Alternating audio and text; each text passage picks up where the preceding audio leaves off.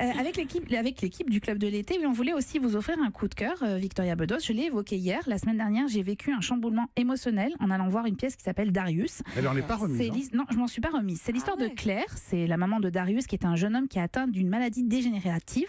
Il n'y a que le toucher et l'odorat qui fonctionnent encore chez ce garçon. Et Claire, sa maman, va décider de s'adresser à un créateur de parfums, un nez, pour que celui-ci crée des senteurs qui sont capables de réveiller les souvenirs de Darius. Une ville, un voyage.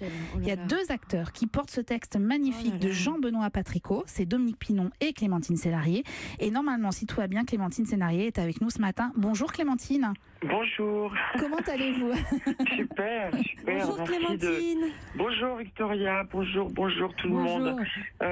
Bonjour Olivier. Ça va très bien parce qu'on vit un moment comme ça, ces représentations exceptionnelles à la Comédie de Champs-Élysées, c'est comment dire un cadeau du ciel parce que en fait on était en tournée avec Pierre Cassignard qui n'a pas pu reprendre le rôle à la Comédie des Champs-Élysées et Dominique m'a rejointe et c'est fantastique de vivre ça parce que c'est une histoire que j'adore et parce que c'est comme une mission impossible que cette mère fait pour son fils. Exactement. C'est plein de poésie, puis vous en avez très très bien parlé et donc c'est un truc un peu au-delà, c'est plein de de charme et donc c'est super de vivre ça. Donc ça va très très bien, oui.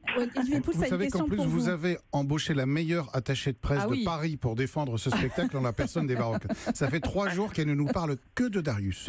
Génial, merci. En plus, le sujet a l'air bouleversant. Je vais courir aller le voir, vraiment. Mais vous pouvez, merci Victoria. beaucoup. Clémentine Sélarié, c'est Jean-Benoît Patricot qui a écrit ce texte. Il a écrit pour vous?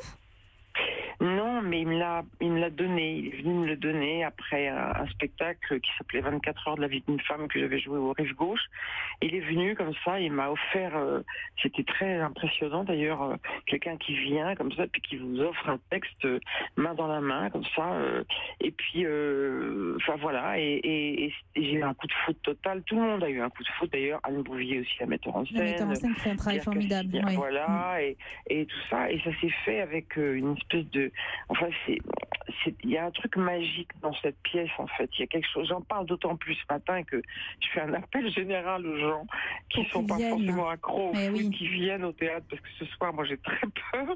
Ce soir, ça va être compliqué, je le reconnais. Non, mais ça serait bien que, voilà, je sais pas. Il y a un argument massu, Clémentine Sélarié. Enfin, il y en a deux. D'abord, la pièce, va gagner, surtout. Et puis surtout, on le sait. Vous savez, il faut répéter à souhait que les théâtres sont climatisés. Donc, si les gens ont chaud, venez comme au théâtre. les salles de cinéma. Voilà.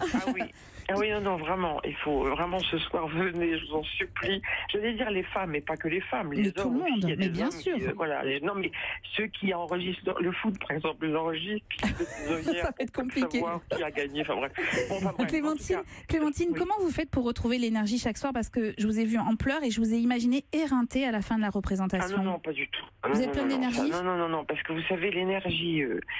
comment dire, qui est partagé. D'abord, j'ai un besoin, moi, de ce métier est une passion et un besoin. C'est-à-dire que ça me maintient en vie et en santé d'être sur scène et d'incarner des rôles et surtout d'être dans des aventures et d'avoir des partenaires comme Dominique Pinon et d'être dans une vérité, dans de l'humour. En plus, c'est la vie, si vous voulez. C'est très vibrant, vivant.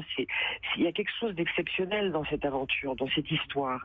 Parce que c'est quelque chose qui est lié d'ailleurs à tous les êtres qui sont héroïques, qui quelquefois sont enfermés, qui sont enfermés dans leur corps, ou ce qui est le cas de cet enfant. Donc cette mère, elle veut absolument faire vivre à cet enfant, à son fils, des choses drôles, des choses fortes, des choses dingues, parce qu'elle sent que sa vie est menacée. Donc si vous voulez, moi ça me drogue en fait. C'est une drogue que je conseille. Je suis très saine, mais je suis pas du tout fatiguée. Au contraire, je suis libérée. Puis en plus, c'est une énergie qu'on partage avec les gens. Exactement. Les gens sont très présents, c'est un petit joyau ce petit spectacle. Enfin, pardon, je suis pas. Non, mais vous avez raison, il y a une qualité d'écoute. Il y a une qualité d'écoute dans la salle qui est exceptionnelle.